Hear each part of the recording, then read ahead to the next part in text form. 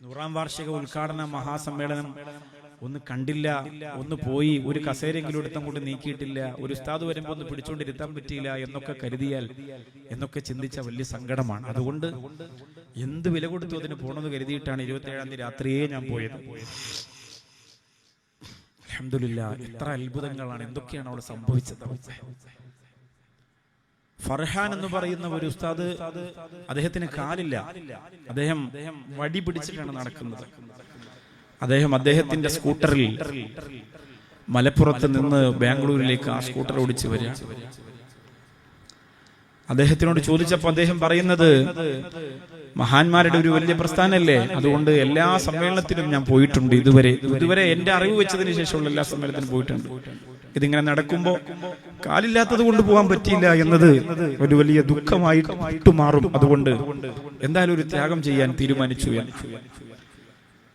കൊണ്ടോട്ടിയിലെ കുറ്റ്യാടിയിലെ ഒരു പ്രിയപ്പെട്ട കുഞ്ഞി സൂപ്പി ഹാജി എന്ന് പറയുന്ന കുറ്റ്യാടിയിലെ ഒരു പ്രിയപ്പെട്ട പിതാവ്, ഒറ്റക്ക്, കൂടെ ആളില്ല, വീട്ടുകാരും കുടുംബക്കാരും അദ്ദേഹത്തെ അനുവദിക്കുന്നില്ല പോകാൻ. പക്ഷെ അദ്ദേഹത്തിന്റെ മനസ്സിൽ അദ്ദേഹം പറയാണ്, അദ്ദേഹം ബാംഗ്ലൂരിൽ നിന്ന് ഇറങ്ങിയപ്പോ ഇവിടെ തന്നെ ക്യാമറ ചെയ്യുന്ന നമ്മുടെ ഷാഫി അവിടെ ഉണ്ടായിരുന്നു. ആ ഉപ്പയോട് ചോദിച്ചു, സംസാരിച്ചു. അപ്പൊ ഉപ്പ പറയാണ്, മോനെ 27ാം തീയതി രാത്രി 10 മണിക്കുള്ള ബസ്സില് കുറ്റ്യാടിന്ന് കയറാണ് അദ്ദേഹം, പിറ്റേന്ന് ബാംഗ്ലൂർ എത്താൻ വേണ്ടി. അദ്ദേഹം ആരോഗ്യവാനല്ല, ആക്സിഡന്റ് സംഭവിച്ചിട്ട് 2 കാലും തകരാറിലായി. ആ 2 കാലിനും കമ്പിയിട്ട്, കൂടെ തുടയിലും വലിയ കമ്പിയിട്ടിരിക്കുന്ന ഒരു സഹോദരനാണ്. സാധാ ലോക്കൽ ബസ്സില് സാധാ സീറ്റില് അദ്ദേഹം ഇരുന്ന് ബാംഗ്ലൂരിലെത്തി. ആ പ്രിയപ്പെട്ട സഹോദരൻ ആ സമ്മേളനത്തിൽ പങ്കെടുത്തിട്ട് തിരിച്ചെത്തിയത് ഇന്ന് ഉച്ചക്ക് വിളിക്കുമ്പോ കുറച്ചു നേരം ആയിട്ടുള്ളൂ മോനെ എത്തിയിട്ടെന്ന് പറഞ്ഞു. ഇന്ന് ഉച്ചക്ക് അദ്ദേഹത്തിനോട് ചോദിച്ചപ്പോ പറഞ്ഞത്, എനിക്ക് സമാധാനം കിട്ടൂല വീട്ടിൽ കിടന്നാൽ, അവിടെ ഇത്രയും വലിയൊരു സമ്മേളനം നടക്കുമ്പോ എനിക്ക് സമാധാനം കിട്ടൂല. ഇങ്ങനെ ഒരുപാട് സംഭവങ്ങൾ ഉണ്ട്. അതൊക്കെ വെച്ച് നോക്കുമ്പോ നമ്മൾക്ക് ഇങ്ങനെ ആലോചിക്കുക, അല്ലാഹു നമ്മളൊരു പോസ്റ്റർ ഒട്ടിച്ചിട്ട് നമ്മൾ എന്താണ് പറയാ, നമ്മൾ ഭയങ്കര അഹങ്കാരം പറയും, നമ്മളും അങ്ങനെ സുന്നത്ത് ജമാഅത്തിന്റെ പ്രവർത്തകരാണ്, ദീനിന്റെ വലിയ ഹാദിമീങ്ങളാണ്, ഒന്നുമില്ല. അവിടെ വന്ന പാവങ്ങളുടെ മുന്നിൽ നമ്മൾ ഒറ്റ പൂജ്യമാണ്. കുറ്റിക്കാട്ടൂരിൽ അബ്ദുറഹ്മാൻ എന്ന സഹോദരൻ മരണപ്പെട്ടു പോയി ബാംഗ്ലൂരിലേക്കുള്ള യാത്രക്കിടയിൽ. ആ സദസ്സിന്, വലിയ സദസ്സിനാണ് അദ്ദേഹത്തിന് ദുആ ചെയ്തത് ജിഫ്രി തങ്ങൾ. അത്രയും വലിയ പ്രധാനപ്പെട്ട സമസ്തയുടെ വിഷയം പറയുന്ന സദസ്സിൽ മുശാവറ യോഗത്തിൽ തീരുമാനിച്ച കാര്യങ്ങളെ സമയമില്ല. ഇവിടെ കർണാടക മുഖ്യമന്ത്രി മറ്റൊക്കെ ഇരിക്കുമ്പോ ഒന്നും വിശദീകരിക്കാൻ നേരമില്ല, സമയം ഒരുപാട് വൈകിയില്ലേ, വലിയ വലിയ ഗസ്റ്റുകളല്ലേ. അതിനിടയിൽ ഇത്രയും വിലപ്പെട്ട വാക്കുകൾക്കിടയിൽ മഹാനായ സയ്യിദ് ജിഫ്രി മുത്തുക്കോയ തങ്ങൾ മറന്നില്ല. ആരെ പറയാൻ? കുറ്റിക്കാട്ടൂരിൽ അബ്ദുറഹ്മാൻ എന്ന പിതാവിനെ പറയാൻ മറന്നില്ല.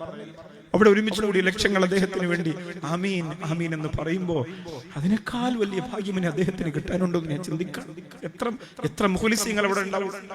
ളുഹാ നിസ്കാരം പോലും മുടക്കാത്തവർ, വിത്തർ മുടക്കാത്തവർ, തഹജ്ജുദ് മുടക്കാത്തവർ എത്ര പേരുണ്ടാവും. അല്ലാഹുവേ പടച്ചോനെ, അവിടുത്തെ ഖിദ്മത്ത്, അവിടുത്തെ ഖാദിമീങ്ങൾ, ഞാൻ അവിടുത്തെ വിഖായുടെ പ്രവർത്തകര്, വൈകുന്നേരം ആയപ്പോ എനിക്ക് ഇങ്ങനെ, രാവിലെ എത്തിയതാണല്ലോ, അപ്പൊ ഇങ്ങനെ ഒരു ചായ കുടിച്ചാൽ നന്നായിരിക്കുമെന്ന് തോന്നി. 2-3 വിഖായുടെ പ്രവർത്തകരോട് ഇങ്ങനെ ചെറിയൊരു സൂചന കൊടുത്തപ്പോ സ്റ്റേജിൽ നിന്ന് ഇറങ്ങി ആളുകൾക്കിടയിലോട്ട് പോകുന്നതിന് ചെറിയ ബുദ്ധിമുട്ടാണ്. നമ്മൾ ഈ പ്രസംഗത്തിനൊക്കെ പോകുന്നതുകൊണ്ട് കുറെ ആളുകൾക്ക് അറിയാം. അപ്പൊ സമ്മേളനത്തിനൊക്കെ വരുമ്പോൾ അവർക്കൊരു ആവേശമാണ്, പിന്നെ ഫോട്ടോ എടുക്കണം, എന്തായാലും കണ്ടാൽ സംസാരിക്കുകയൊക്കെ ചെയ്യുമല്ലോ. എന്നാലും അതിന്റെ ഇടയിലൂടെ പോയി ഒരു ചായയൊക്കെ കുടിച്ചു. അപ്പൊ ചായ കുടിക്കുന്നതിനിടയിൽ 4-5 വിക്കായുടെ പ്രവർത്തകരുണ്ട്. അതിൽ ഒരാളോട് ചായ വേണ്ടെന്ന് ചോദിച്ചപ്പോ വേണ്ട ഉസ്താദേ എന്ന് പറഞ്ഞു. ഞാൻ പറഞ്ഞു, ഒരെണ്ണം കുടിക്കേ. അദ്ദേഹം പറഞ്ഞ, ആഗ്രഹമില്ലാത്തതുണ്ടല്ലോ ഉസ്താദേ, ഞങ്ങളുടെ കൂട്ടുകാരും കുടിച്ചിട്ടില്ല. ഞങ്ങള് ഇവിടുത്തെ വെയിലും ഇവിടുത്തെ പൊടിയും മുഴുവനും ഏറ്റുവാങ്ങിയവരാണ്. ഞങ്ങൾ ആരും ചായ കുടിച്ചിട്ടില്ല. ഞാൻ അദ്ദേഹത്തെ ചായ കൊടുത്തു, അദ്ദേഹം ചായ കുടിച്ചു. അദ്ദേഹം അതിന്റെ കൂടെ എന്തോ പഴംപൊരിയോ മറ്റൊക്കെ കഴിച്ചു. അദ്ദേഹം ഇരുന്ന് കഴിക്കുന്ന ആർത്തി കണ്ടപ്പോഴുണ്ടല്ലോ, അതായത് കുറെ സമയത്തിന് ശേഷം കിട്ടിയൊരു ചാൻസാണ്. അവർക്ക് 100 കൂട്ടം ജോലിയുണ്ട്. അവിടെ ഉസ്താദുമാര് വരുമ്പോ വിളിച്ചുകൊണ്ട് പോകണം, സുജൂദ് ചെയ്യാൻ, അവർ നിസ്കരിക്കാൻ മാറി നിൽക്കുമ്പോൾ മുസല്ലി വിരിച്ചു കൊടുക്കണം. മുസല്ലി അല്ലെങ്കിൽ തട്ടം, അല്ലെങ്കിൽ പേപ്പർ, കടലാസ്, എന്തെങ്കിലും. അവിടെ ചെരുപ്പ് ദൂരെയായി പോയാൽ ആ ചെരുപ്പ് കൈകളിലെടുത്ത് ഓടിക്കൊണ്ടുവന്ന് കൊടുക്കണം. സലാം വീട്ടി ഇറങ്ങുമ്പോ സ്റ്റേജിലേക്ക് പിടിച്ചുകൊണ്ട് പോകണം. ഒരുപാട് വലിയ വലിയ മഹാന്മാർ വരൂല്ലേ. 40 മുശാവറ മെമ്പർമാർക്കും ഹിദ്മത്ത് ചെയ്ത ഒരു സുഹൃത്തുണ്ട് ബാംഗ്ലൂരിൽ. അദ്ദേഹം പറയാണ്, ഉസ്താദേ എനിക്ക് കിട്ടിയ വലിയ ഭാഗ്യമാണ്.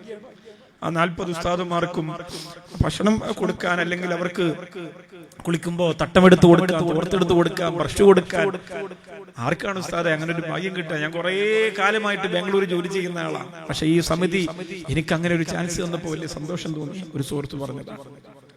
അങ്ങനെ പറഞ്ഞാൽ തീരാത്ത കണ്ണീരിൽ ചാലിച്ചെടുത്ത ഒരുപാട് വിഖായയുടെ പ്രവർത്തകരെ നമുക്ക് ഇവിടെ കാണാൻ പറ്റും. എല്ലാരും പോയി അവസാനം വെള്ളമൊക്കെ കുടിച്ച് കസേര ഇറക്കിയിട്ട് പോകുന്ന മക്കൾക്ക് പകരം എന്തായിരിക്കാം നമുക്ക് അവർക്ക് കൊടുക്കാൻ പറ്റുക? ഈ മജ്‌ലിസിന്റെ ദുആ മാത്രമാണ് പ്രിയപ്പെട്ടവർ. അതിൽ നിങ്ങളുടെ സഹോദരിമാരെ, അതിൽ നിങ്ങളുടെ മോനുണ്ടോ? അതിൽ നിങ്ങളുടെ മോനുണ്ടോ? നിങ്ങൾ എത്ര ഭാഗ്യം ചെയ്തവർ, നിങ്ങൾ എത്ര ഭാഗ്യം ചെയ്തവരാണ്. എന്റെ ഉപ്പമാരെ, അതിൽ നിങ്ങളുടെ മോനുണ്ടോ? കൃത്യമായിട്ട് നിസ്കരിച്ച് സുന്നത്ത് നോമ്പ് നോറ്റ് ഇതിന്റെ വിജയത്തിന് വേണ്ടി സുന്നത്ത് നോമ്പ് നോറ്റ പ്രവർത്തകരുണ്ട്. ഇതിന്റെ സമ്മേളനത്തിന്റെ വിജയത്തിന് വേണ്ടി ഉസ്താദുമാർക്ക് ഹിദ്മത്ത് ചെയ്ത് അത് ഭംഗിയാക്കാൻ, അതിങ്ങനെ ഭംഗിയാക്കാൻ വേണ്ടിയിട്ട്, അതിങ്ങനെ ലാസ്റ്റ് ഒരു ഫോട്ടോ ഒക്കെ കാണുമ്പോൾ അവരുടെ കണ്ണിങ്ങനെ നിറയും. അൽഹംദുലില്ലാ, ഏറ്റവും അവസാനത്തെ ഒരു പ്രവർത്തകരായിട്ടെങ്കിലും ഞങ്ങളുണ്ടല്ലോ എന്നുള്ളൊരു തോന്നലിൽ ഇവിടെ കണ്ണു നിറയും. അങ്ങനെ ഒരുപാട് ചരിത്ര സംഭവങ്ങൾ. എല്ലാത്തിലും ഉപരി ബഹുമാന്യനായ റഷീദ് ഫൈസി ഉസ്താദ് വെള്ളായിക്കോട് ഞാൻ നോക്കുമ്പോ ഇങ്ങനെ ഓടുന്നുണ്ട്